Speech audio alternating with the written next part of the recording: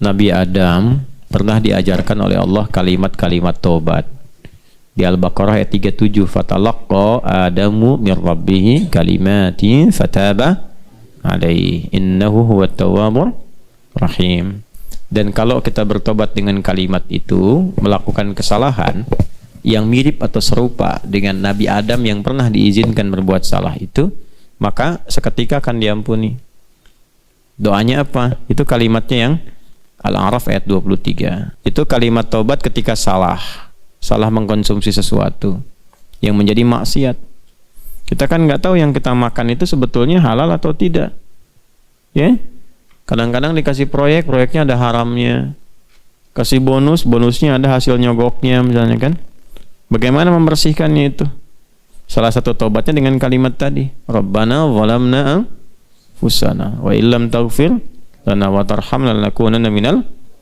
Ada taubat dari pembunuhan. Doanya ditalakikan oleh Allah lewat Nabi Musa alaihissalam. Yang nggak sengaja itu tempeleng, itu saking kuatnya Nabi Musa itu tempeleng meninggal. Itu tempeleng Nabi Musa meninggal.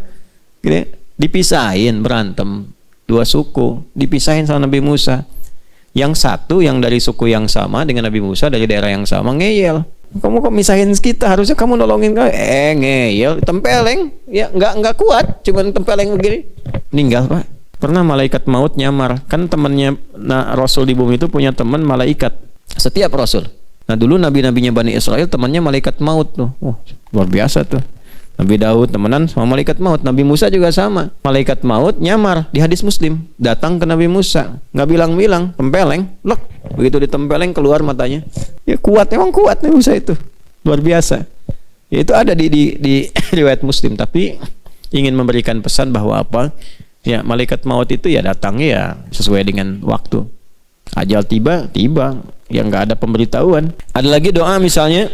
Doa menyimpang dari risalah. Dikasih tugas nggak dilaksanakan. Ada kadang-kadang di perusahaan kasih tugas ya malah nyimpang, mampir dulu kemana. Salah nggak? Salah. Sebab kalau gajian pengen utuh, pengen full, tapi kalau kerja didiskon. Itu salah itu. Nanti ada zikirnya. Awas, kalau kita, jangan kita lah ya, saya nggak mau terlibat tuh. Kalau ada orang yang sering ngurangin kewajiban tapi pengen hak penuh, itu satu saat nanti akan sering ditimpa musibah yang mengurangi hak yang dia ambil yang bukan haknya. Hati-hati itu. Hati-hati. Nah, nanti ada zikirnya itu.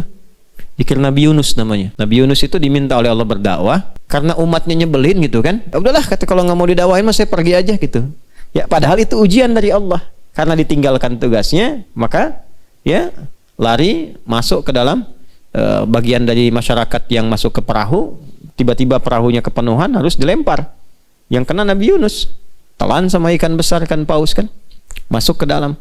Kalau nggak zikir itu kata Quran, kalaulah dia tidak berzikir itu, tidak memohon kepada Allah, itu di dalam perut ikan itu sampai hari kiamat. Tapi ketika dikeluarkan, itu bahasanya bukan dikeluarkan dari perut ikan, bukan. Dikeluarkan dari awan gelap yang menaungi.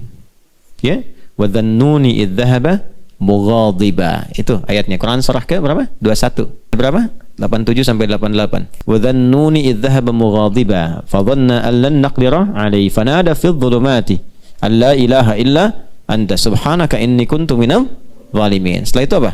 Fastajabna lahu. Kemudian wa najjaynahu minal gham, bukan minal hut. Padahal ditelannya pakai hut kan, ikan besar kan? Tapi dikeluarkannya itu bukan dari hut tapi dari gham. Ya. Dan ingat belum selesai ayatnya. Wa kadzalika nunjil mu'minin. Gham itu awan gelap yang menaungi. Itu bahasa majas, bahasa kiasan. Kadang-kadang kalau kita sedang diuji dengan jangan kita lah.